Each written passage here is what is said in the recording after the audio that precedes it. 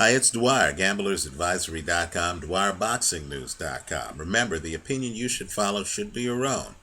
Just consider this video to be a second opinion from a complete stranger online. Fascinating fight taking place tomorrow in Canada. It's Allan Green fighting at light heavyweight against Renan Juste. Now, BoxingNews24.com believes that St. Juste is a live underdog in this one. They believe he has, their words, an excellent chance of winning this fight. I'm going to disagree, but first let me say this. I'm not betting on this fight. I think the fight is too dangerous to bet on simply because, as a general rule, I do not take guys in fights after they've been devastatingly knocked out. I think that getting knocked out is just too traumatic. I've seen great fighters unable to fully come back from knockouts. They lose a bit of confidence. They aren't sure about themselves in that next fight. Sparring is sparring. Real action is real action here. Because you have Lucien Boutte against Denis Grachev at the top of the ticket, this is going to be a big fight atmosphere. If a fighter has any bad memories about his prior fight, if a fighter is too conscientious about the fact that in his prior fight he got knocked unconscious and beaten, then that's just risk that rarely is properly reflected in the betting line. Now, Allan Green almost got decapitated in his last fight by Mikkel Kessler. It was a devastating knockout. That was in a fight where Green put Kessler down in the first round, and then Kessler methodically turned the tide in his favor to where he knocked out Allan Green. Allan Green wasn't buzzed, he was stopped, right? This is his first fight since that fight. Since I believe Allan Green is the better fighter between these two, right? I'm on the other side of the fence from BoxingNews24.com. Understand there is a difference of opinion on this fight. Neither fighter is a big favorite. Green, according to the sports books I've seen, is a minus 150, right? Neither is a big favorite. I think Green wins the fight, but I'm going to watch it from someplace other than with a betting slip in my hand.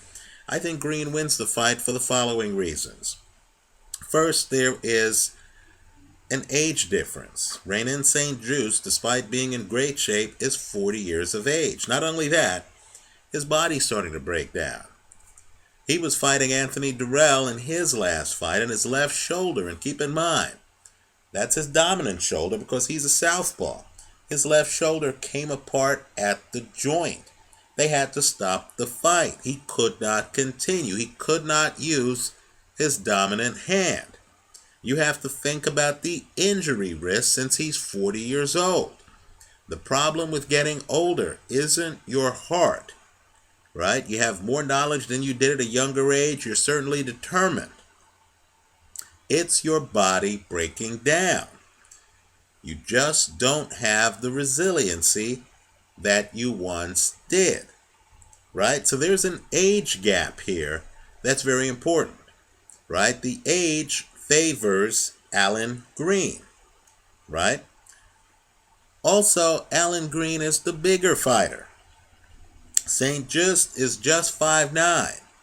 Green is 6'2". That 5-inch difference is huge, especially when you consider what I consider to be the biggest gap between these two, and that's styles. You know, I say styles make fights. Allan Green, in my opinion, really shouldn't have been fighting at 168. He's actually a bigger man. He won the Gold Gloves, I believe, in the 170s. He should have been fighting up at 175, right? Allan Green hits hard, in my opinion, and I know both of these guys have reputations for being punchers. In my opinion, he hits harder than St. Juste. And he is a long jabber. He'll be able to keep St. Juste out at distance. Now, Green throws an excellent straight right hand and an excellent left hook. As I look at St. Juste on tape, he just doesn't look to me to be defensively gifted. Neither of these guys likes to fight inside. Understand that Green lost to Andre Ward because Andre Ward fought him inside and Green didn't have any answers. I don't see those skills in Renan St. Juste's toolbox.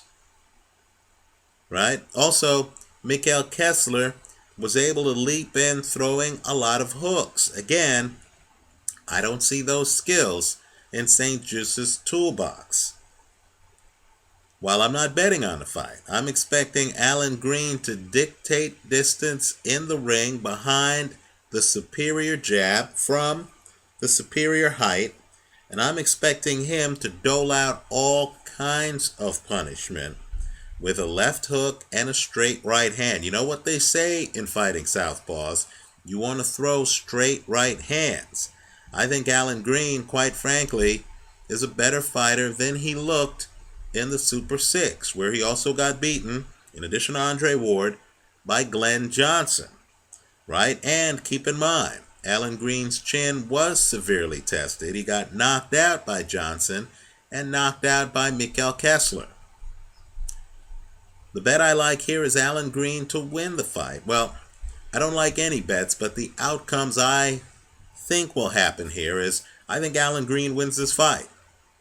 But I would hedge it because of Green's recent chin problems with St. Juste by KO. But I fully expect Allan Green to win the fight. In fact, let me say this.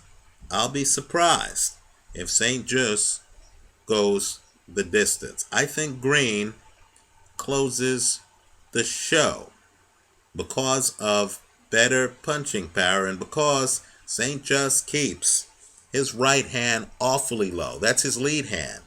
Green should be able to jab him all day up here. I don't believe St. Juste bends well at the waist, particularly not at 40 years old. And I suspect Allan Green should be able to land left hooks over St. Juste's low lead right hand.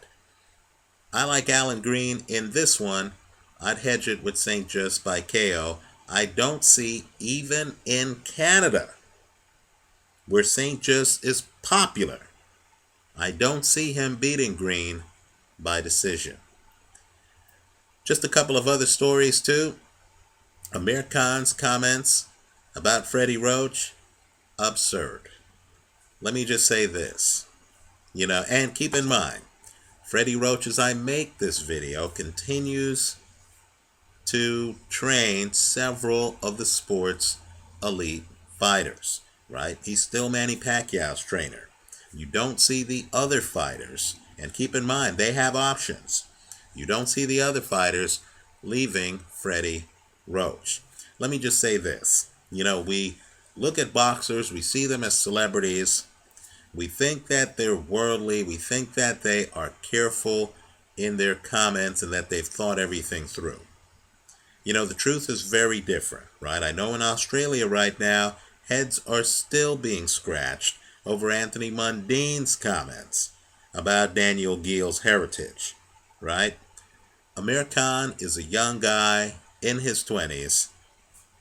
He clearly doesn't have a full grasp on the impact of his public statements, right? We were all in our 20s once. You don't quite know what you know later in life. You're not quite as aware of the fallout as you are later in life. We should all view Amir Khan as an extremely talented young man who, quite frankly, doesn't know right now what he's going to figure out in a few years. Right? His comments, ridiculous. They should be overlooked in my opinion. Let me know what you think. Leave your comments for me here online. Visit us at gamblersadvisory.com. Thanks for watching.